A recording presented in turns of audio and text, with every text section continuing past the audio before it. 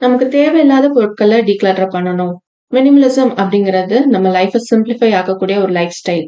இந்த மாரிலாம் நம்ம சேனல்ல நெறைய பேசுறோம்.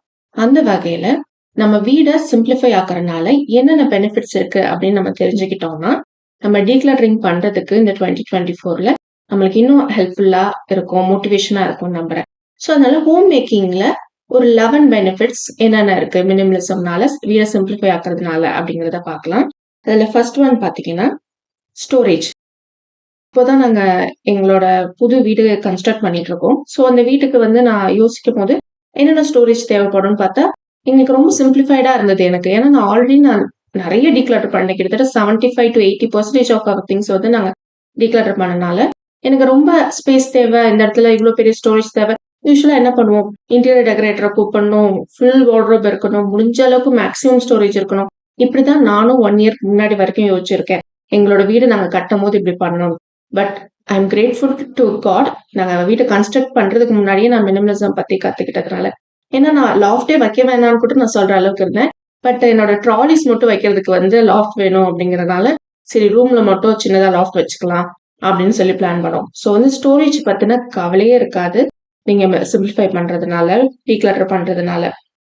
அடுத்தது ஒரு சேஞ்சஸ். இப்போ நான் ஃபர்ஸ்ட்டே சொன்ன மாரி, இப்போ வீட்டுக்கு போறோம்னா, என்னென்ன மாரி இப்போ வாங்கணும், அந்த மாரிலாம் யோசிக்க வேணாம். அதே மாரி நம்ம புதுசா நம்ம புது வீடுன்னு இல்ல. பழைய வீட்ல நம்ம இருக்க வீட்லயே திடீர்னு ஏதாவது சேஞ்ச் பண்ணணும் அப்படின்னு மென்னுக்கு தோணுதோ இல்லையோ, கண்டிப்பா வுமன் எல்லாருக்குமே தோணும். ஒரே மாரி இருக்கு, போரிங்கா இருக்கு, ஏதாவது சேஞ்ச் பண்ணுவோமா அப்படின்னு நம்மளுக்கு தோணும்.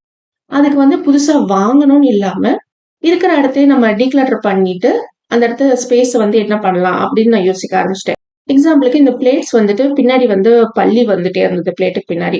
ஸோ வந்து என்ன பண்ணலாம்? வேற ஆர்கனைசர் வாங்கலாமான்லாம் நான் யோசிக்காம, ஆல்ரெடி இருக்கிறதுல என்ன டீக்ளட்டர் பண்ணலாம்? எத வேற இடத்துக்கு மாத்தலாம்ன்னு பார்த்ததுக்கு அப்புறமா, அந்த இடத்துல இருந்து அதையே ரிமூவ் பண்ணிட்டேன். ஸோ இந்த சின்ன சேஞ்சே வந்துட்டு பெரிய டிஃபரன்ஸ் குடுக்குது.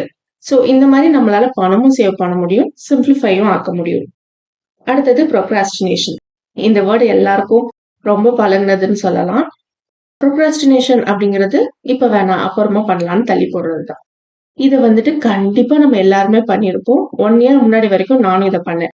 இந்த ப்ரோக்ராஸ்டினேஷன் அப்படிங்கிற வேர்டே இப்போ வந்து என்கிட்ட ரொம்பவே குறைஞ்சிருக்குன்னு நான் சொல்வேன். ஒரு 90% குறைஞ்சிருச்சுன்னு தான் சொல்வேன். முடிஞ்ச அளவுக்கு எதையுமே நான் ப்ரோக்ராஸ்டினேட் பண்றதே கிடையாது. எனக்கு ஒரு வேலை இருக்குன்னா, இத நம்ம பண்ணிரலாம். ஏன்னா எனக்கு எப்பவுமே டைம் இருக்கு. வீட சிம்ப்ளிஃபை ஆக்குறதுனால, அ என்னோட திங்ஸ டைடி அப் பண்றது ஒரு விஷயமாவே தெரியல. கிளீனிங்க்கும் நான் ரொட்டீன் ஃபிக்ஸ் பண்ணியிருக்கேன். ஸோ ஆல்ரெடி எக்ஸஸாவே எனக்கு டைம் இருக்கு. இப்போ நான் பிளான்ட்ஸ் வந்து பாட் வந்து ரீபாட் பண்ணணும் அப்படின்னு நினைச்சேன். ஸோ ரீபாட் பண்றது எனக்கு இத ப்ரோக்ராஸ்டினேட் பண்ணவே இல்ல. பாட் வாங்கிட்டு வந்தோனே அடுத்த நாள் நான் ரீபாட் பண்ண முடிஞ்சது. ஸோ ப்ரோக்ராஸ்டினேஷன் அப்படிங்கிற ஒண்ணு உங்ககிட்ட இருக்கவே இருக்காது. அடுத்தது ஃபேமிலி கிட்ட வந்து ஹெல்ப். எல்லாருமே குடுக்குற கம்ப்ளைண்ட் இதுதான். ஹஸ்பண்ட் ஹெல்ப் பண்ண மாட்றாரு. பசங்க ஹெல்ப் பண்ண மாட்றாங்க. ஆனா எங்க வீட்ல அந்த மாரி இல்ல. அதுக்கு காரணம் மினிமலிசம் தான். ஏன்னா இந்த 1 இயர்க்கு முன்னாடி வரைக்கும் என் ஹஸ்பண்ட் ரொம்ப ஹெல்ப் பண்ணுவாரு. பட் இப்ப பண்ற அளவுக்கு இல்ல. அதுக்கு முக்கிய காரணம் நான் தான். ஏன்னா நான் நெறைய திங்ஸ் வச்சிருக்கேன். எது எங்க இருக்குன்னு எனக்கே பாதி தெரியல. இதுல வந்து ஒரு மென்னா அவங்களால வந்துட்டு வுமன் யோசிக்கிற அளவுக்கு அவங்களால வந்து மல்டிபிள் நம்ம ஒரே டைம்ல வுமனோட பிரெயின் வந்துட்டு நெறைய திங்ஸ் யோசிக்குமா. பட் மென்னோட பிரெயின் வந்துட்டு அட் அ டைம்ல ஒரு விஷயம் மட்டும் தான் யோசிக்க முடியுமா அவங்களால. சோ வந்து நம்ம அத சிம்ப்ளிஃபை பண்ணி குடுக்கும்போது, ஆட்டோமேட்டிக்கா அவங்களும் ஹெல்ப் பண்றாங்க. அதே மாரி என் பையனுமே வந்துட்டு அவனோட திங்ஸ் அவன் டேக் கேர் பண்ணிப்பான். சோ இதனால நம்மளுக்கு ஃபேமிலியோட ஹெல்ப்பும் கிடைக்குது மினிமலிசம்னால அண்ட் டிக்ளட்டரிங்னால. அடுத்தது மல்டிபிள் டாஸ்கிங். மல்டி டாஸ்கிங் அப்படிங்கிறது எல்லா இடத்துலயும் பண்ணக்கூடாது. பட் ஒரு சில விஷயங்கள்ல பண்ணலாம். எனக்கு ரொம்ப பிடிச்ச மல்டி டாஸ்கிங். குக் பண்ணிட்டு இருக்கும்போதே திங்ஸ் எல்லாத்தையும் கிளீன் பண்றது. கிச்சன்ல இருக்க திங்ஸ் எல்லாத்தையும் முடிஞ்ச அளவுக்கு டைடி பண்ணி, பாத்திரம் கழுவ வேண்டிய பாத்திரம் எல்லாத்தையும் சிங்க்ல போட்டு வச்சுட்டேன்னா, சாப்பிட்டதுக்கு அப்புறமா அப்படியே எல்லாத்தையும் வாஷ் பண்ணிடுவேன். சோ பாத்தீங்கன்னா, இந்த மாதிரி கவுண்டர் டாப் இருக்கும்போது டக்குன்னு நான் டைடி அப் பண்ணிடுவேன். பட் இதுக்கு முன்னாடி எல்லாத்தையும் எங்க வைக்கணும் அப்படின்னு யோசிக்கணும். பாதி ஏதாவது தீந்து போயிருக்கும். அதுக்கப்புறமா தான் தீந்து போனதை எடுத்து ரீஃபில் பண்ணணும். இப்ப சமைச்சிட்டு இருக்கும்போது இதை பண்ண வேண்டியது இருக்கும். இந்த மாதிரி நிறைய கன்ஃபியூஷன்ஸ் இருக்கும். பட் எல்லா இடத்துலயும் நான் சிம்பிளிஃபை பண்ணனால, இத பண்றது மல்டி டாஸ்கிங் அப்படிங்கிற ஒரு விஷயம் பண்றது எனக்கு ஈஸியா இருக்கு. உதாரணத்துக்கு இப்போ லாண்ட்ரிக்கு போட்டுட்டு வேக்கம் பண்றதா இருக்கலாம். இந்த மாதிரி எந்த விதமான மல்டி டாஸ்கிங்குமே வந்துட்டு டிக்ளரிங் அண்ட் மினிமலிசம் சிம்பிளிஃபை பண்ணி கொடுத்துருக்கு. அடுத்து நம்ம எதுக்காக நம்ம லைஃப் வாழ்றோம்? நம்ம வந்து வெறுமனே சம்பாதிக்கிறதுக்காக மட்டும் இல்ல. நம்ம ஃபேமிலிக்காக தான் நம்ம சம்பாதிக்கிறோம். நம்ம எல்லாமே நம்ம ஃபேமிலிக்காக தான் பண்றோம். வீட யாருக்காக டேக் கேர் பண்ணிக்கிறோம்? நம்ம ஃபேமிலிக்காக. பட் இந்த வீடு டேக் கேர் பண்ணிக்கிறதுல நம்ம ஃபேமிலியோட டைம் ஸ்பெண்ட் பண்ணணும் அப்படிங்கிறதே மறந்துடுறோம். இந்த விஷயத்த மினிமலிசம் டோட்டலா மாத்திடுச்சு. ஃபேமிலியோட டைம் ஸ்பெண்ட் பண்றதுங்கிறது வெளியில நாங்க இதுக்கு முன்னாடி போன மாதிரி கேரளா டூர்னு மட்டும் கிடையாது. நாங்க தஞ்சாவூர்ல இருக்கோம். தஞ்சாவூர்லயே ஒரு இடத்துக்கு போறோம் அப்படிங்கிறது மட்டும் கிடையாது. ஈவன் உங்க வீட்ல ஒரு ரூம்லயோ இல்ல ஹால்லயோ நீங்க எல்லாரும் ஒண்ணா ஒரே நேரம் உட்கார்ந்து பேசி சிரிச்சு சந்தோஷமா இருக்கிறதும் டைம் ஸ்பெண்ட் பண்றதுதான். இந்த விஷயத்த நாங்க தினமுமே பண்றோம். அதுக்கு காரணம் வேலை ரொம்ப குறைஞ்சதுதான். எந்நேரமும் கிச்சன்ல இருக்கணும் அப்படிங்கிறது இல்ல. அடுத்தது ப்ரையாரிட்டைசிங். இப்போ எந்த வேலைக்கு முக்கியத்துவம் கொடுக்கணும் அப்படிங்கிறது மினிமலிசம்க்கு முன்னாடி எனக்கு தெரியவே தெரியாது. முதல்ல நான் சமைக்கணுமா? இல்ல வீடெல்லாம் கலைஞ்சு கிடக்கு அதை எடுத்து வைக்கணுமா? என் பையனோட டாய்ஸ் வீடு ஃபுல்லா இருக்கு. அதை எடுத்து வைக்கிறதான்னு கன்ஃபியூஷனா தான் இருக்கும். எல்லாத்துலயும் கொஞ்சம் கொஞ்சம் தொட்டுட்டு எதையுமே கடைசியில முடிக்காம விட்டுருவேன். 4 இயர்ஸ் முன்னாடியே என்னோட யூடியூப் சேனல் ஆரம்பிச்சேன். பட் இந்த கடைசி 1 இயர்ல மட்டும் 50,000 சப்ஸ்கிரைபர்ஸ். அதுக்கு காரணமும் மினிமலிசம் தான். ஏன்னா நான் வந்து என்னோட வேலைகள் எல்லாம் சிம்பிளிஃபை பண்றதுனால, என்னோட வீட சிம்பிளிஃபை பண்ணனால என்னோட வேலைகளும் சிம்பிளிஃபை ஆயிருக்கு. ஸோ வந்து என்னால ப்ரையாரிட்டைஸ் பண்ண முடியுது. ஸோ என்னோட வீடியோக்கு என்ன பண்ணலாம்னு யோசிச்சு நான் வீடியோ பண்ண முடியுது. ஸோ அது மட்டும் இல்ல. இப்போ என் பையனுக்கு ஸ்கூல்ல ஒர்க் இருக்குன்னா, மத்த ஏதாவது வேலைக்கு நோ சொல்லிட்டு அதை என்னால ப்ரையாரிட்டைஸ் பண்ண முடியும். அடுத்தது ஹோம எடுத்து வைக்கிறது. இப்போ நம்ம வெளியூர் போயிட்டு வரோம். இல்லன்னா வந்துட்டு வெளியில போயிட்டு வரோம் அப்படின்னாலும் சரி. இல்ல தினமும் டெய்லி ரொட்டீனா நம்ம காலையில எந்திரிக்கிறோம். வீட டைடி பண்ணணும்னா, நான் கிளீனிங் சொல்லல. டைடி அப் அதாவது கலைஞ்சு கிடக்கிற பொருட்கள் எல்லாம் எடுத்து வைக்கிறது தான் டைடிங். அத பண்றதுக்கு 5 மினிட்ஸ் ஒரு ரூமுக்கு 5 to 10 மினிட்ஸ் தான். எவ்ளோ கலைஞ்சிருந்தாலும் சரி 5 to 10 மினிட்ஸ் மேல ஒரு ரூமுக்கு ஆகவே ஆகாது. ஈவன் ஹோல் ஹவுஸும் கூட 5 to 10 மினிட்ஸ்ல முடிச்சிடலாம். மினிமலிசம் அண்ட் டீக்ளட்டரிங் உங்களோட டைடிங் அப் வேலையை ரொம்ப சுலபமாக்கி கொடுக்கும். அதனால கிளீனிங் பண்றதும் ரொம்ப ஈஸியா இருக்கும். அடுத்து என்ன வேலை பார்க்கணும் அப்படின்னு நினைச்சு ஸ்ட்ரெஸ் ஆகுது. இந்த வேலை வந்துட்டு எல்லாருக்குமே இருக்கும். அடுத்து என்ன பண்ணணும்னு ஸ்ட்ரெஸ் ஆகுது.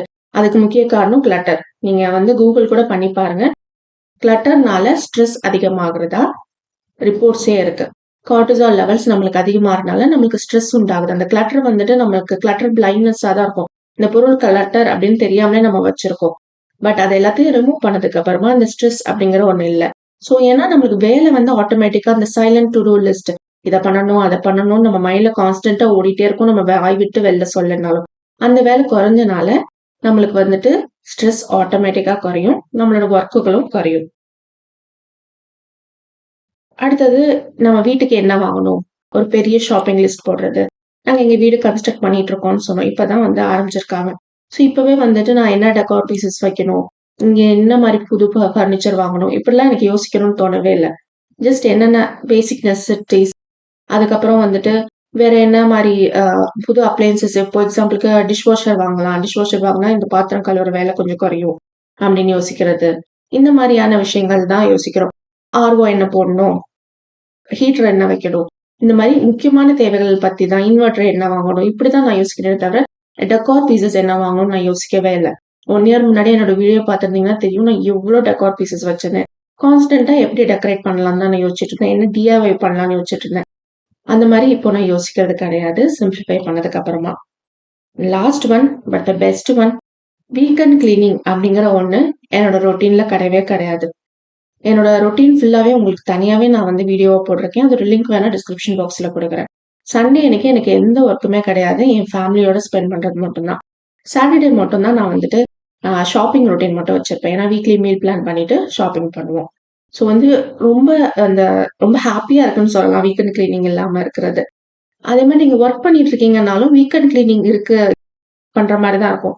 அதையும் நீங்க சிம்பிளிஃபை பண்ணிக்க முடியும். சிம்பிளிஃபை நீங்க பண்ணணும் கிடையாது. நீங்க ஆட்டோமேட்டிக்கா உங்களுக்கு தேவையில்லாத பொருள்லாம் ரிமூவ் பண்ணிட்டீங்கன்னா, நீங்க வீக்கெண்ட்ல 1 டேல கிளீன் பண்றது கூட ரொம்ப குயிக்கா ஜஸ்ட் ஒரு 1/2 அன் ஹவர்ல நீங்க பண்ணிடலாம்.